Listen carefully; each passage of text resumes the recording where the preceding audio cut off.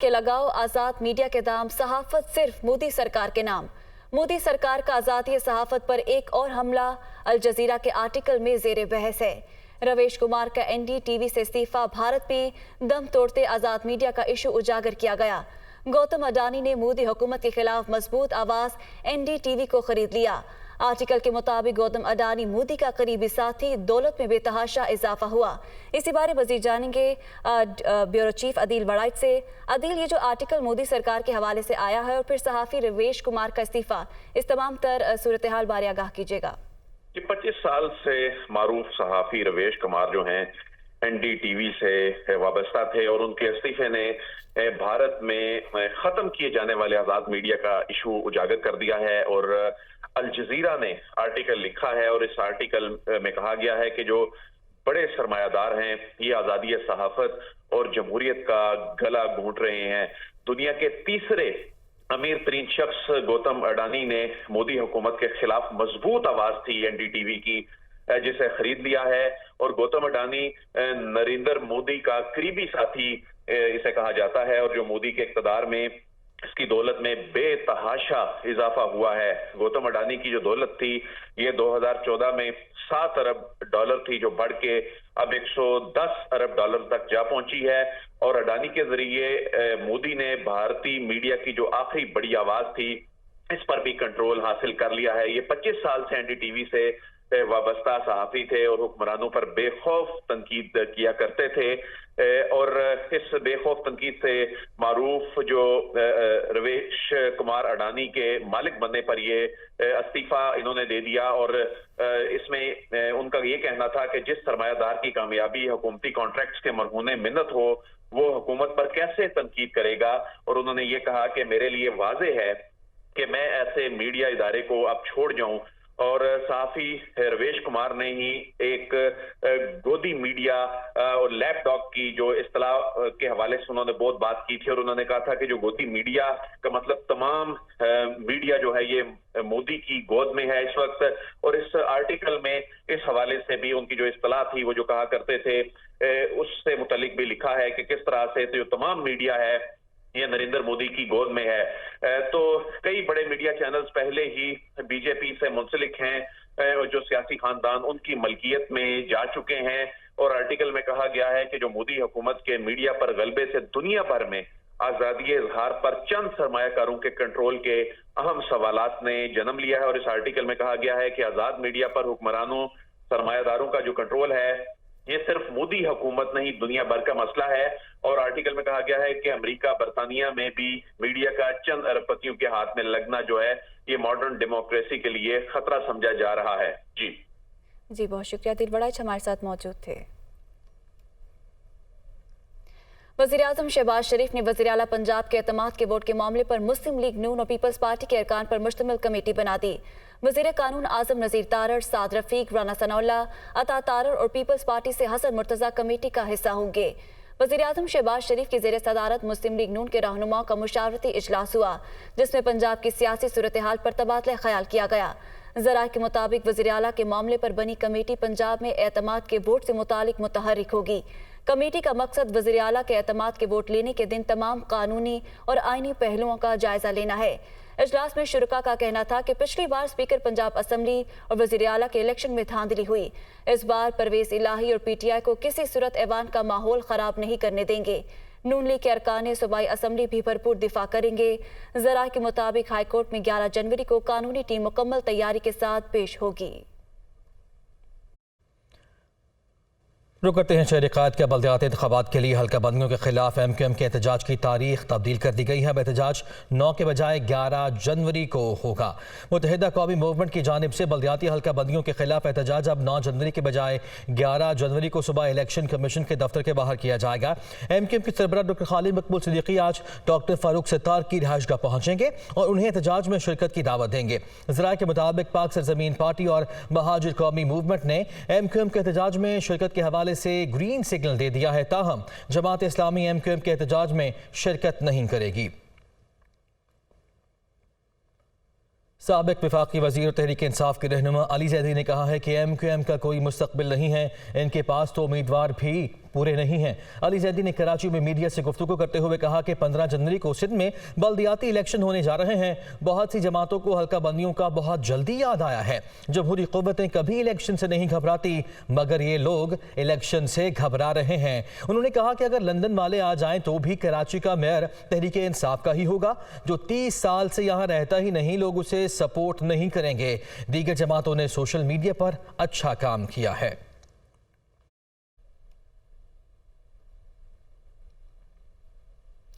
तो अब कुछ बात की जाए मुल्क में बढ़ती महंगाई की, तो आटा, चीनी, घी गरीब की पहुंच से दूर है। अवाम फाकों पर मजबूर हैं। अशिया खुरनोश की खरीदारी जेब पर भारी हो चुकी है। दालें, सब्जियां, फल दस्तरस से बाहर हैं, जबकि अंडों और चिकन के दाम भी आसमान पर हैं। 2 वक्त की रोटी को तरसते शहरियों की दुहाई, आटे के हसूल के लिए शहर शहर लंबी कतारें लग गई हैं। अवाम खार होने लगे, मजदूर तबका पिस कर रह गया है, तो आटा, चीनी, घी गरीब की पहुंच से बहुत दूर हो चुका है। अवाम फाकों पर मजबूर हैं, जबकि अशिया खुरनोश की खरीदारी जेब पर भारी हो चुकी है। दालें, सब्जियां, फल दस्तरस से बाहर हैं। अंडे और चिकन के दाम भी आसमान पर हैं। 2 वक्त की रोटी को तरसते शहरियों की दुहाई, आटे के हसूल के लिए शहर शहर लंबी कतारें लग गई हैं। शहरियों का इस हवाले से क्या कहना है, आइए आपको भी सुनाते हैं। कसम हमारा जीना मुश्किल हो गया। घर पे जाने के बाद बच्चों को बताएं कि क्या मतलब मुतमईन करें उनको। वो मांगते हैं, खाना पीना मांगते हैं कि आटे की लाइन में जाके खड़े हो जाओ। जलील ख्वार हो रहे हैं। मरा जो है सफ़ेद पोश तबका मरा है। तो महंगाई आप देखें, आटा भी महंगा है, चावल भी महंगा है, चीनी के भी देखें रेट नए आ गए। तो अब गरीब बंदा क्या करे। मेरा दिहाड़ी जो है 600 रुपये है। अभी इस महंगाई ने इतना उरूज पकड़ा हुआ है कि 600 में हमारा गुजारा नहीं होता है। मुर्गी जाओ पूछो 650 रुपया, एक पराठे की कीमत 40 रुपया, अंडे की कीमत 40 रुपया। हम बच्चों को क्या खिलाएं? जिसकी 15 से 20 हज़ार अगर सैलरी हो वो क्या कर सकता है? घर के किराया दे सकता है, यहाँ बाहर के राशन वगैरह, स्कूलों की फ़ीस है, बच्चे वगैरह, मतलब जीना मुश्किल हो गया सर। 15,000 वाला तनख्वाह वाला होएगा ना, वो बेचारा क्या करे? वो घी खरीदे, आटा खरीदे, या घर का बिल और किराया बिजली का बिल वो दे दे। तो वहीं मुल्तान में सस्ते आटे के हसूल के लिए शहरियों की लंबी कतारें। आम मार्केट में आटे की कीमतें आसमान से बातें करने लगी। इसी बारे मजीद जानेंगे अपने नुमाइंदे जान शेर खान से। जी, इस वक्त मुल्तान की जो आम मार्केट्स हैं उसमें आटे की जो कीमतें हैं वो आसमान से बातें कर रही हैं। गवर्नमेंट की जानिब से जो सब्सिडाइज आटा फराम किया जा रहा है वो 10 पॉइंट्स तकरीबन शहर में मुख्तलिफ जगहों पर बनाए गए हैं, लेकिन वहाँ पर लिमिटेड सप्लाई होती है। मैं कैंट में इस वक्त उस पॉइंट पर मौजूद हूँ जहाँ पर 10 किलो का थैला जो है 650 रुपये में शहरियों को दिया जा रहा है, लेकिन लंबी लंबी लाइनें हैं। यहाँ पर शहरी सुबह से आते हैं, लाइन बनाकर खड़े हो जाते हैं और एक आटे की लिमिटेड सप्लाई आती है और अक्सर शहरी आटे के बगैर ही घरों को रवाना हो जाते हैं। बी ग्रेड आटा है, इतना कोई अच्छी क्वालिटी भी नहीं है, तो शहरी यहाँ पर ख्वार हो रहे हैं। कितना ज़्यादा परेशानी होती है आपको? अस्सलाम वालेकुम भाईजान, सुबह आते हैं तकरीबन यहाँ पे 7 बजे अगर लगते हैं लाइन में तो 1 बज जाती है। उसके बाद वजूद भी यहाँ पर टाइम ब्लैक मेलर यहाँ खड़े हैं। हमारी गुजारिश है हुकूमत से कि यहाँ पे आके अपने चेक करें। कितने बजे से लाइन में लगे हैं, कितने बजे आटा मिलेगा? तकरीबन मेरा 2 घंटे हो गए, मैं इधर खड़ा हूँ लाइन में 2 घंटे। अभी शुरू हो गया, देखते हैं किस तरह है। यहाँ पर 2-2, 3-3 घंटे पहले लोग आकर खड़े हो जाते हैं और उसके बाद जो है यहाँ पर आटा लेके आते हैं। तो ओपन जो मार्केट है, आम मार्केट है, वहाँ पर रेट्स जो हैं दुकानदार मनमाने उनके निर्ख हैं, मनमाने रेट्स हैं। कोई रेट लिस्ट पर फ़रोख्त नहीं कर रहा आटा। तो आटा इस शहर में जो है शहरियों के आटे का हसूल शहरियों के लिए दर्द सर बन चुका है और ज़िला इंतज़ामिया खामोश तमाशाई है। जी, महंगाई की मौजूदा लहर ने आम आदमी की ज़िंदगी अजीरन कर रखी है। पेशावर में आटा, चावल, घी के नर्ख कुव्वत ख़रीद से बाहर हैं। मज़ीद क्या कर रहे हैं हमारे नुमाइंदे इमरान बुखारी। जी बिल्कुल, बढ़ती महंगाई ने आम आदमी का जीना अजीरन करके रख दिया है। अब तो गरीब आवाम की क़ुव्वत ख़रीद भी ख़त्म होने को आ गई है। आटा जो 1 हफ़्ता 2 हफ़्ता कबल 125 रुपये किलो और 2500 रुपये के हिसाब से 20 किलो का एक थैला फ़रोख्त हो रहा था, उसकी कीमत बढ़ के 3000 रुपये हो चुकी है। जबकि फ़ाइन आटे की कीमत 3200 रुपये 20 किलो थैले की कीमत मुकर्रर की गई है। इस तरह अगर चावल की बात की जाए तो 3 से 4 दिनों के दौरान चावल की कीमत 280 रुपये किलो से बढ़ के 320 रुपये रुपए किलो हो चुकी है। 370 रुपए का 1 किलो आम घी जो फरोख्त हो रहा था उसकी कीमत बढ़ के 410 रुपए किलो मुकर्रर की गई है।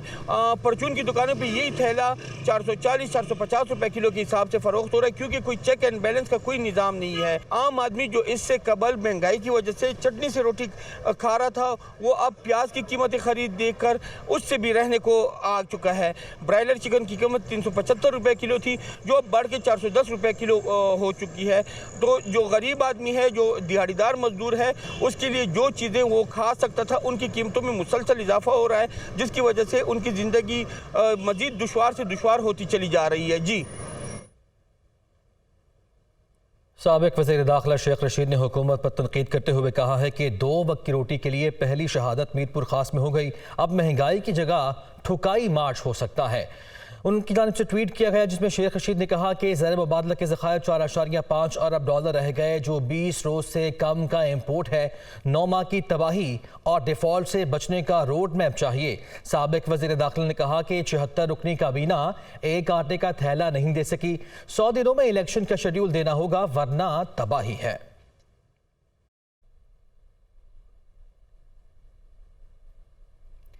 तो फ्लावर मिल्स के लिए गंदम का योमिया सरकारी कोटा बढ़ाकर डबल कर दिया गया। वज़ीर आला पंजाब की जानिब से यह कहना है। सूबे भर में सेल पॉइंट्स को भी दुगना कर दिया गया है, जबकि पंजाब भर में रोजाना 10 किलो आटे के 18,40,000 थैले सरकारी रेट पर दस्तयाब होंगे। फ्लावर मिल्स को मुतालबे से ज्यादा 26,000 टन सरकारी गंदम कल से जारी की जा रही है। आपको बताएं कि फ्लावर मिल्स के लिए गंदम का योमिया सरकारी कोटा बढ़ाकर डबल कर दिया गया है। इसी बारे मजीद जानेंगे अपने नुमाइंदे लियाकत अंसारी से। लियाकत, पंजाब हुकूमत के इस इकदाम के हवाले से मजीद आगाह कीजिएगा।